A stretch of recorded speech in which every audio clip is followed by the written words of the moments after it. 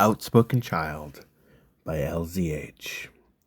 A short story with many more to follow. Sally took her doll from him, told the child is not yours to hold. Vanquish the nights and relinquish your hearts. Father's scorn is one not to adorn. A thief in the knife, such as your folks in the town are alive and well. This paradoxical town will come to an end. It matters not, I tell you. Sally stern and direct, explain why do you come and tell me? To mess with my head, to scare me? Why, stranger? The figure looks at the moon and says, you remind me of her. Truth is, you're the only real answer here to a long-standing problem. Truth be it, I will wither away in time, and this town will need a leader, or rather a beacon in the night. When you flee at that time, you will know where to arrive. Young Sally looked into its hazy eye, its burden far too heavy for one to hold, felt comfort and sincerity in its words, but skeptical of its demands. She muttered, by the church at the end of the hill, due east from here, where two paths diverge. The figure nodded. All answers will come. I will be on my way. Sally tugged at the figure's coat, tattered and frail, exclaimed, are you not afraid of me? Telling those around? Me not arriving, me not. The figure paused the child and said, I am aware of all that. It matters to me not that they know their fate. The truth will still stand. The only thing that matters here is you. In this vast sea of faces and stories, lies and corrosions lay beneath the lake of the dead. You are far too young to understand, Sally, but Bander blood flows through you. The guard of old will ask, and the phantoms of the past will follow. There was nobody to hand off the instructions to you, since your mother so dearly parted ways. I have escorted her to a warm place. Sally cried in anger and went to attack the cloaked man. You cannot be death, she exclaimed. You cannot have my mother, she said very, very angrily. I don't believe you, she shouted. You don't have to believe anything, child.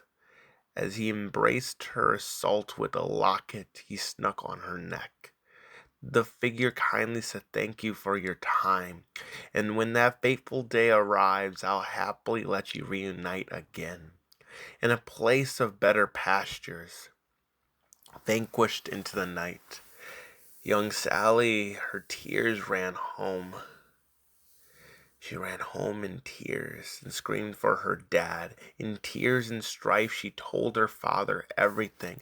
At first, the man was hesitant about what he heard until he saw a locket she wore. It was a gift her mother made while she was sick, the very sickness that ended up claiming her. She joked on those final days she wouldn't give the necklace to her daughter till it was complete. I asked my wife with kindness, how can you do that? You're far too weak and frail to finish. She held my face with her elegant hands and stated, I'll simply ask death for a hand. And I'll ask death, maybe they can in my stead. Dad, now coming to from shock, held his daughter in a strong embrace, exclaimed, it's true then, I suppose. Young Sally had no clue what her father was going on about. That night he made the choice to stay in Green Harvest. Our plans to leave to Maryland was postponed to Neverland. And this will be our bedrock, he stated. Many years and days would follow, all from that fateful night.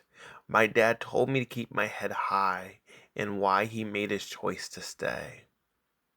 I doubt things would have changed if I told him that night, when the mine collapsed, the great chariot incident. It was the first of many tragedies. As death explained, it was all destined to occur.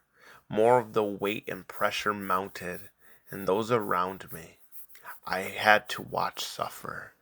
I write this on my final nights. I will go to the church. One of my friends, a bander like me, I fear. You're fated as I. You mustn't follow me. I see your plan now. Oh, what a way of showing compassion. I guess death has a heart buried in despair. It has shown me this lake of the dead. I might sound eerie and spooky, can be filled with other things than fear. I'm curious about your daughter then, I chuckled to myself. This letter to the end. A paradox, she told me. A paradox I now know.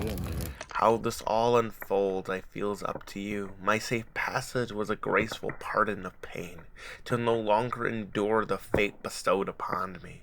How merciful you are. When I see you on that when I see you on the moonlit beach, past the tar lake, on the hill of two. You and I, old friend, I ask you to remember little old me, Sally Marie Bander. Do you remember me? And P.S. To my dear friend Bander, I'm with death now, and everything's okay. I'm at peace and know that I am safe. Much of this world will seem cruel and forsaken. I was once a victim of such a view. But us banders have a role to play. It's no silly game or make believe. Your mother must have given you a role, just as I did when I was young. I see now why my mother hid my last name from me. I told you not my friends, for I didn't want to drag them in. I did lie to you, and for that I apologize. It was not meant for ill intent, simply no good way to go about these things when the shadows are watching our every move. You know better than I. I do hope you complete your mission, and know you're the man I still love dear, Sir Peter. In due time, I hope we can reunite in a brighter future together, and I'll happily see you on the other side.